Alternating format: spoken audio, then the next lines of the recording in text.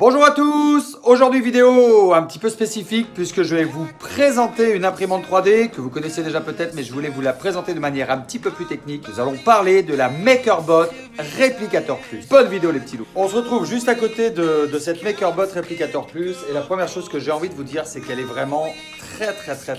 Je vous ai fait un petit travelling pour que vous puissiez vraiment l'admirer de tous les côtés. La première chose que je regarde moi sur un objet quand je l'achète, c'est la beauté. Petit travelling pour que vous puissiez regarder comme elle est vraiment très jolie. Pour information, c'est la même qui avait été envoyée à Jojol67. Je vous mettrai le lien dans la description. J'en avais fait une petite démonstration, mais on va vraiment voir le côté technique de MakerBot aujourd'hui. Et regardez, pour l'instant, la première chose qu'on voit, c'est que c'est une imprimante qui est belle. Déjà, elle m'a séduit par rapport à ça.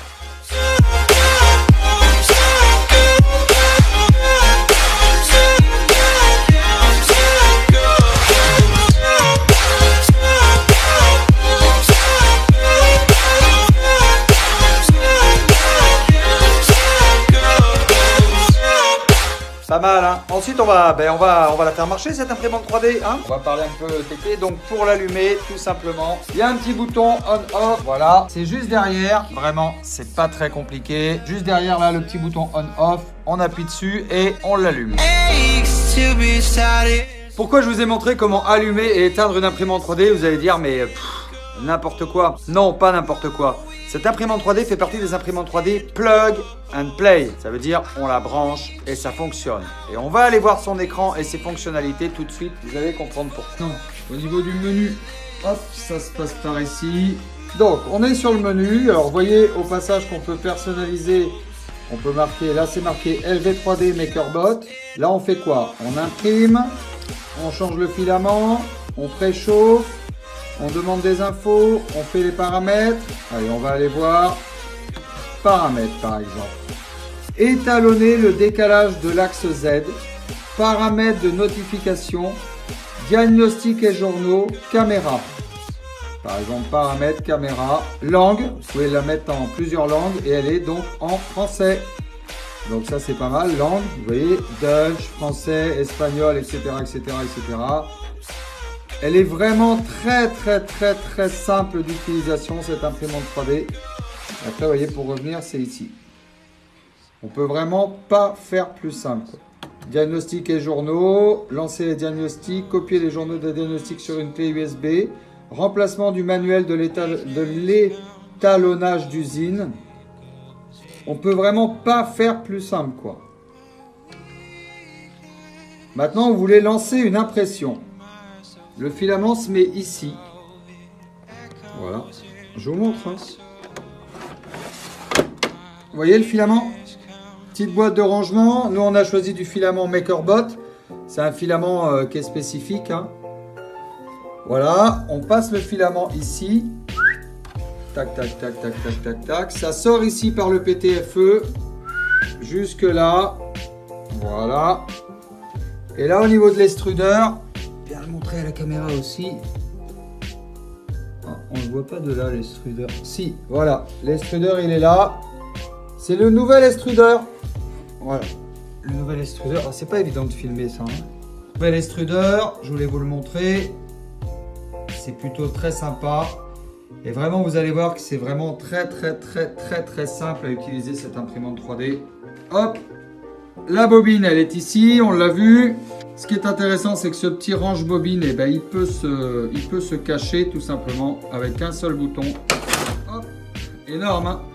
Voilà, on va aller maintenant lancer une impression. Alors le plateau, il est là, bien sûr. On verra tout à l'heure que c'est un plateau souple qui s'enlève très facilement. Pour lancer une première impression, eh ben, écoutez, c'est pas plus compliqué que ça. On va faire avec le bouton, je le fais en même temps que vous. Imprimer. Hop. Bon, j'ai envie de prendre le stockage interne. Sinon, bien évidemment, il y a le stockage USB avec la clé USB qui est là. Et ça, vous savez faire. Le stockage interne, c'est les premières pièces que propose MakerBot. Exemple. J'aurais pu le mettre en français. Hein. La petite chaîne, moi j'aime bien. Ça montre qu'on peut vraiment faire des choses très techniques.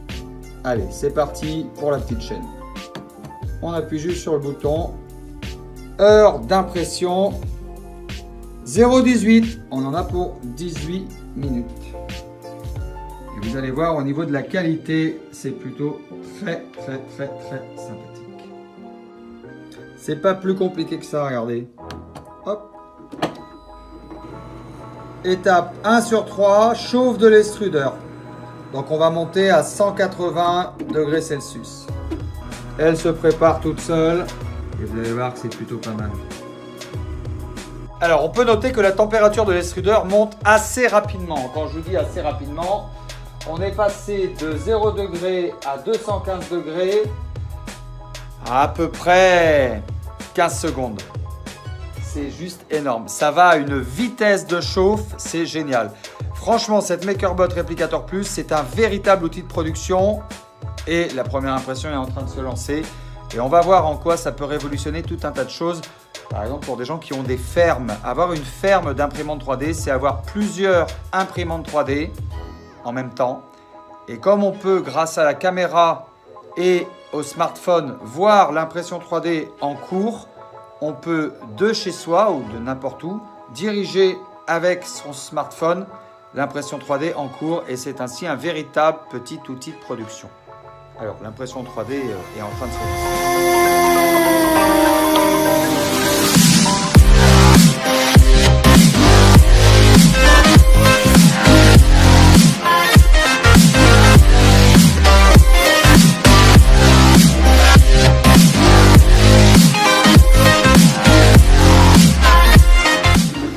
Alors, la première chose que l'imprimante fait, c'est qu'elle dépose un raft.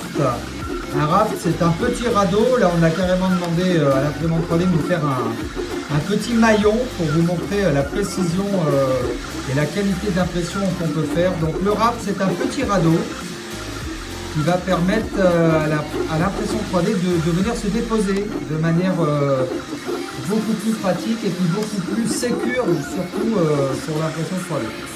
Don't stop that thrill. My bones crave your skin. Temptation within. Mistakes ignite the silence. Alors, pendant que l'impression se réalise, on va essayer de voir à quel public s'adresse cette imprimante 3D. Alors, bien sûr, ça peut être un particulier, mais on est quand même à une imprimante 3D aux alentours de 3 000 €. Je vous mettrai le lien dans la description, vous pourrez aller voir le prix de cette imprimante 3D, mais réellement, on est plus sur un public collège, lycée, enseignement. Voilà, plus sur un public professionnel. Donc que ce soit ou de l'enseignement, ou des Fab Labs, ou tout simplement des gens qui ont besoin de faire du prototypage industriel. Donc le prototypage industriel, bien évidemment, c'est un petit peu tous les domaines d'activité et c'est un petit peu partout. Voilà, il y a des ingénieurs qui font du prototypage partout. C'est vraiment une machine de production ou une machine de démonstration. Elle est sécure, facile à régler et totalement plug and play. Il me semble que la petite pièce est finie. Je vais pouvoir vous montrer en quoi vous pouvez utiliser cette imprimante 3D comme machine de production sans vraiment vous prendre la tête. Vous allez voir, c'est vraiment très simple. Voilà, la pièce est finie. Donc on voit bien ici le petit radeau. Et on va aller détacher cette pièce. Donc de manière très simple sur MakerBot. Regardez là. Et je le fais avec une main parce que je filme avec le téléphone. Hein. Regardez, hop. Incroyable. Hein. On va carrément aller enlever le plateau. On va le poser dessus. Et alors, toujours avec une main, je vais décoller l'impression. Regardez. Tac. Voilà. Et regardez, on a réalisé une petite chaînette. Voilà. Donc là, on voit le radeau, le raft, qui a servi à poser la chaîne. Il s'enlève même vraiment très simple. Donc ça, ben, poubelle. Hein. Hop. Et là, on va aller mettre une chaînette supplémentaire. Voilà. Petite chaînette. 1, 2, 3, 4. Donc on a vraiment produit. Et puis je vais vous montrer comment on relance l'impression 3D. Tout simplement. Donc on va aller remettre le support. Toujours avec une seule main, hein, donc vous voyez que c'est vraiment tout à fait faisable puisque j'arrive à filmer et à remettre le support. Alors entre parenthèses, voilà, très très simple. Hop, et là, on va aller se rapprocher de l'imprimante 3D et on va aller voir ce que nous dit le menu. Donc toujours, comme c'est une machine plug and play, ben, de manière très simple, on va aller se rendre sur l'écran. Fini. OK. Impression terminée. Imprimer de nouveau. Donc là, on va juste faire Entrée. Et l'impression 3D se relance. Voilà, tout simplement. Etc, etc, etc, etc. Donc on est vraiment bien sur une machine de production. Rappelons que cette imprimante 3D peut être pilotée à l'aide de votre smartphone, tout simplement parce que MakerBot, c'est une filiale de Thinksgivers. Voilà, Thinksgivers qui est le principal site internet où on peut télécharger des fichiers en open source, comme vous le savez déjà.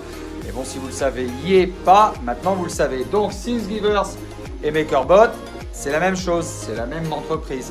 Donc vous téléchargez l'application MakerBot sur votre smartphone et de votre smartphone, vous pouvez diriger votre imprimante 3D et vous pouvez voir l'impression 3D en cours de réalisation puisque cette imprimante 3D est équipée d'une petite caméra qui est dans l'un des angles et franchement c'est très pratique. Et ainsi à distance vous pouvez utiliser votre outil de production. Voilà, nous arrivons à la fin de cette vidéo. J'espère que cette vidéo technique vous aura plu. N'hésitez pas à mettre un maximum de pouces like, à vous abonner à la chaîne d'LV3D et à activer la petite cloche. Et écrivez-moi dans l'espace commentaire des questions concernant cette imprimante 3D MakerBot Replicator Plus. Je vous dis à très bientôt sur la chaîne d'LV3D. Ciao les petits loups.